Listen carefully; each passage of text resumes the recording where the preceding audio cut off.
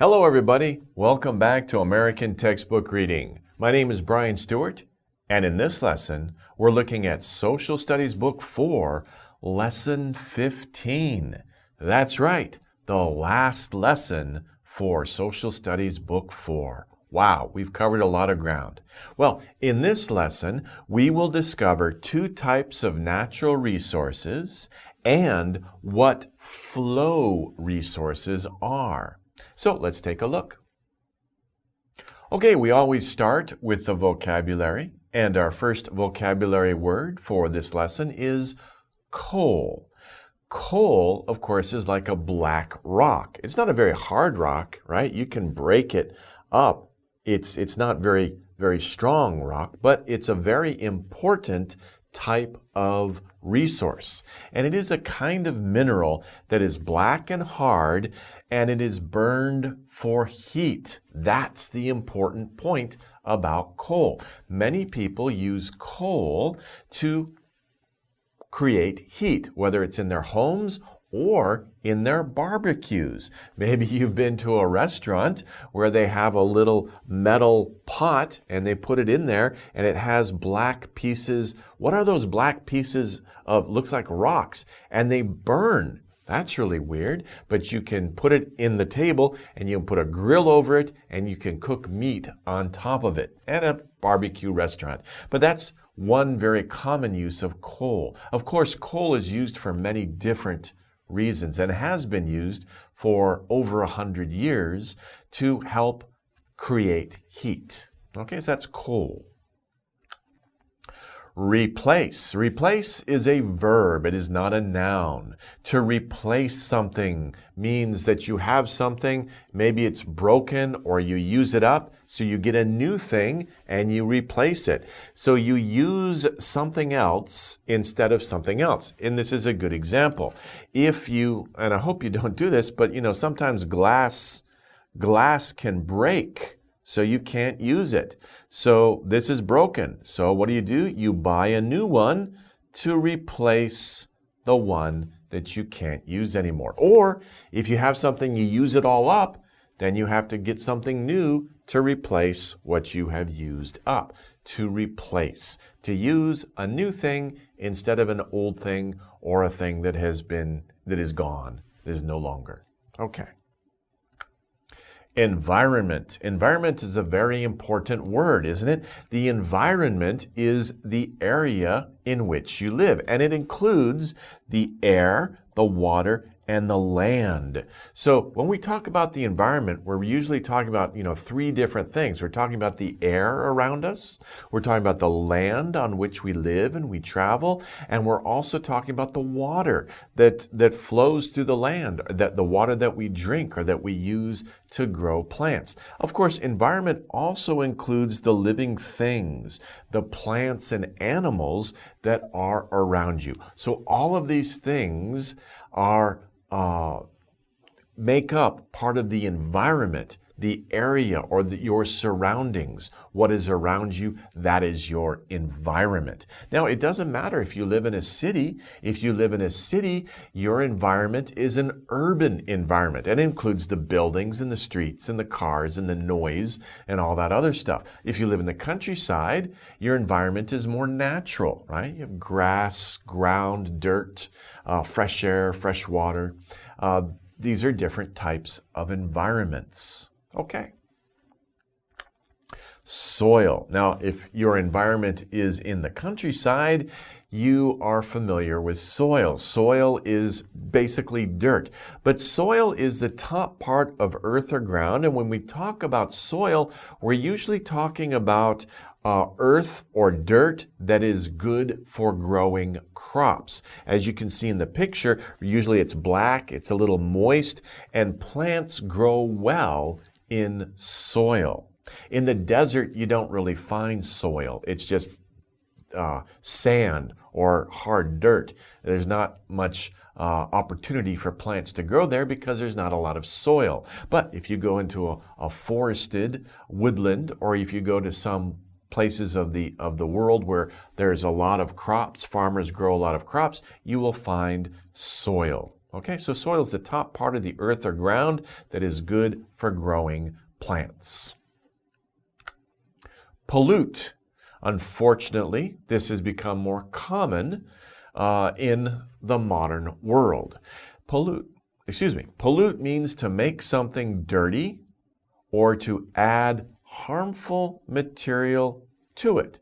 So if you make something dirty, you've polluted it. But of course, if you go out and you play in the mud and you get mud and dirt on your shirt, don't say, I polluted my shirt. That's a little weird, right? It's more commonly used for when there's like large companies or a lot of harmful chemicals in the air, in the land, or in the water. Then we talk about pollution.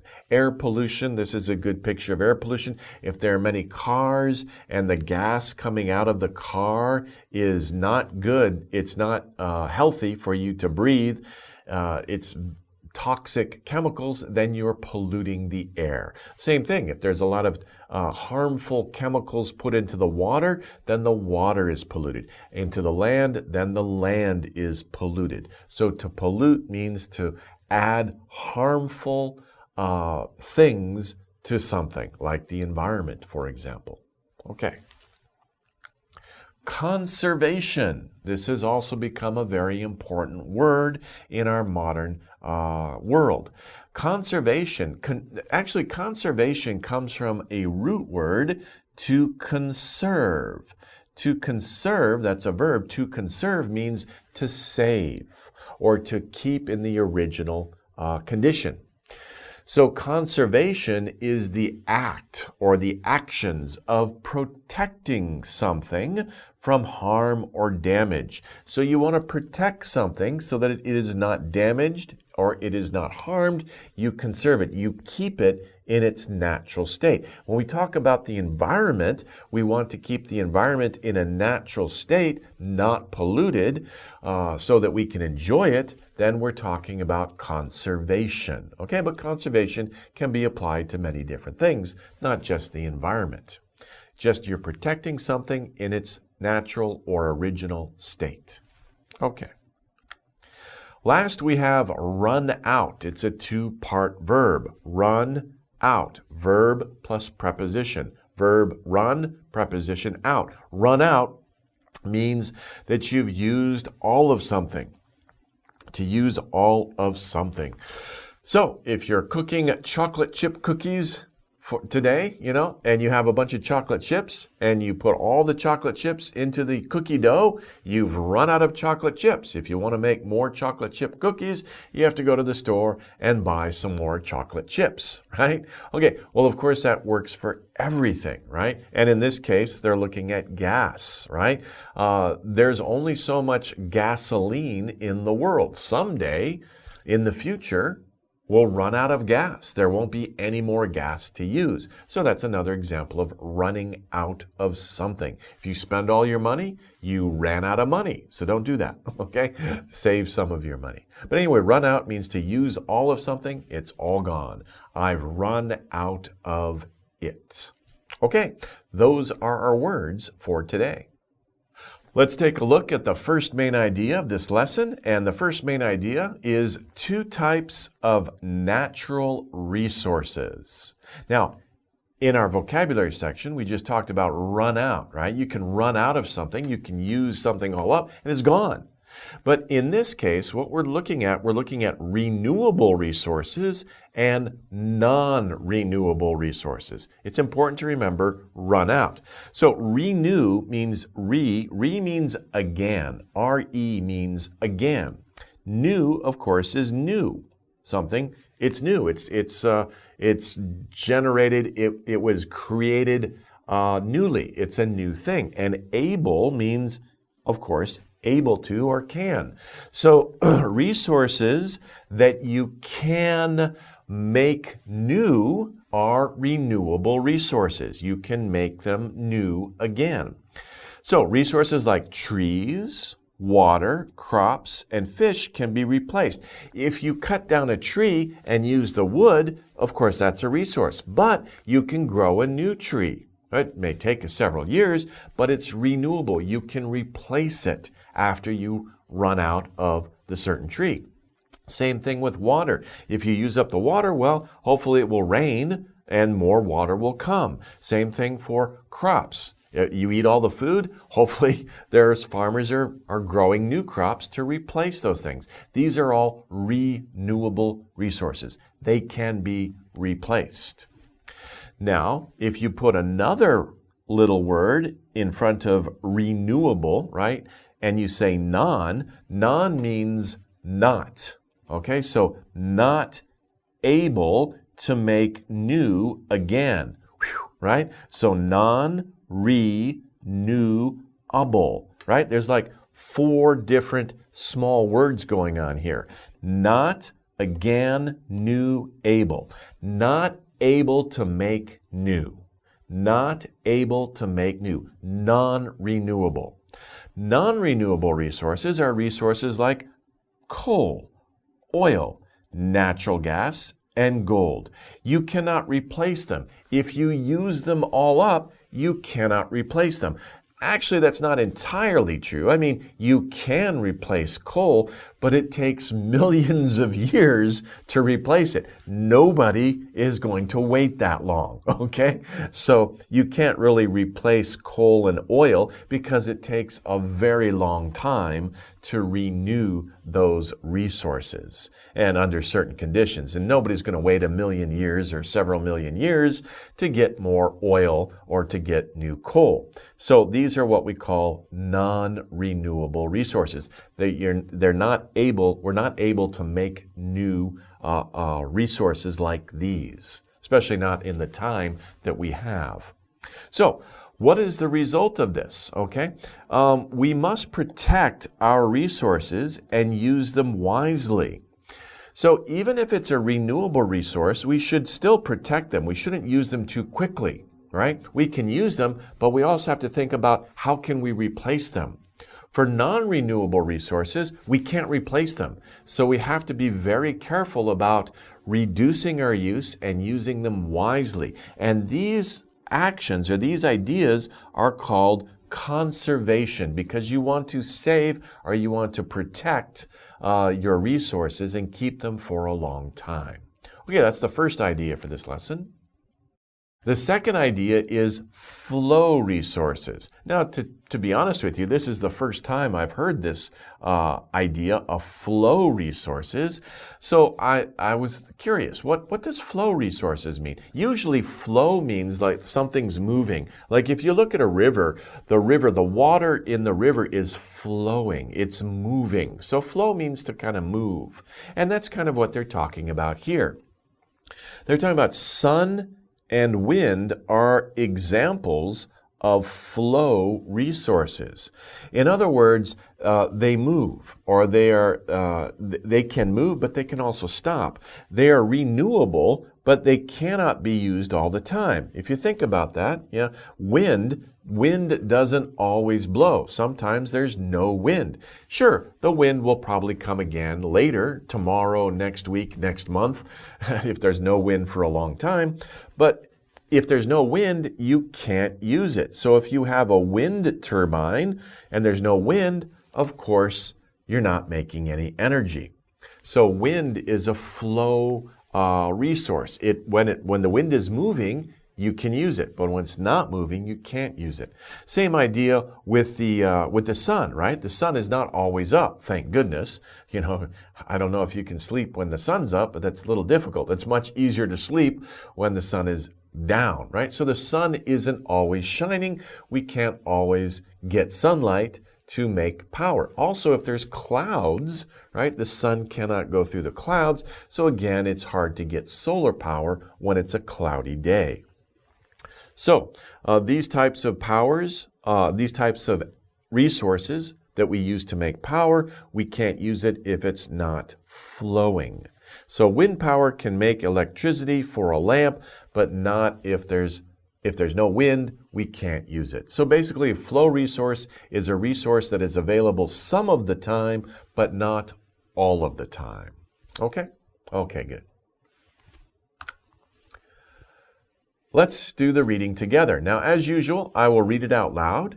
You can read along with me, or you can read along in your mind. Focus on the vocabulary words, and also focus on any new words that you might encounter. Listen to how I pronounce them. See if you can match it. Okay, you guys ready? Let's begin. The earth has many natural resources that people need to live. Trees, coal, oil, and water are all natural resources. Some resources can be replaced. If we plant another tree, after we cut a tree down, new trees will grow. But some resources cannot be replaced. Resources like oil and coal will not last forever. One day they will run out. So we must be careful when using these resources. Using too many natural resources can have a bad effect on the environment. If that happens, it will make our lives difficult. If we cut down too many trees, the soil will be washed away by rain and wind. Using too much coal will pollute the air. We should have conservation plans to use our resources carefully.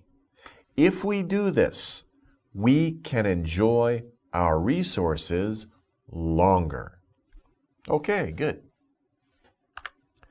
Let's take a look at how the information in this reading passage is organized. And here we have a good example of cause and effect. Remember, cause is an action that produces a result, an effect. So action, cause, prime mover, okay? Action and result, cause and effect. What are the causes? The causes are on the left-hand side and the effects are on the right-hand side. And of course, they go straight across. So the first cause or the first action could be we cut down too many trees. If we do that, what is the result? What is the effect? The effect is the beep will be washed away by rain and wind. What word from the vocabulary did we talk about that I mentioned was, it's like dirt, but it's good for growing plants, right? You don't find it in the desert. We call that soil. The soil will be washed away by rain and wind. And this has happened in history. In some places in the world where there have been big civilizations, right? Very strong early civilizations. The people cut down all the trees. They let their animals eat all of the plants. What happened? Well, the soil washed away, and now there's no soil. It's a desert area, desertification. And that's what happens when we don't protect the soil on the land. And then, of course, you have a desert. You have an area where plants will not grow. And of course, you can't live there. So that's a very terrible effect. And that has happened in history many times. Okay, the next effect or the next cause is we use too much coal. Now, when you burn coal, right, we're talking about burning coal. When you burn it, though, you have a lot of smoke and you have a lot of carbon that gets released into the air and a lot of harmful gases. So what will happen? It will beep the air. It will make the air dirty. It will add harmful elements to the air. And what did we say? If you make something dirty or you put something harmful into the environment, whether it's air, land, or water, then of course you are polluting that. So if you burn too much coal, you will pollute the air. Pollute the air. You will make it dirty, and it will be bad to breathe that air. The next cause, we should have plans to use our resources carefully. So of course, some resources are non-renewable. We talked about that, right? So if we use them all up, they're gone. There's no more. So what will we do? So If we have plans to use our resources carefully, if we practice conservation, what is the result or the effect of that? We can enjoy our resources longer. In the reading passage, it said, of course, if we conserve our resources, if we plan to use our resources carefully, we can enjoy our resources longer, for a longer time. And that, of course, is important.